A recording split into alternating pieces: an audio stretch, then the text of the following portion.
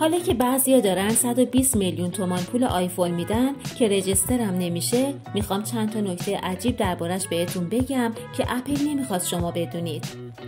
آقا انگار اپل با الگو برداری از پراید آیفون 15 رو با جنس‌های ته انبارش ساخته، چون با کوچکترین فشاری قاب پشتش میشکنه و چند میلیون خرج رو دست صاحبش میذاره.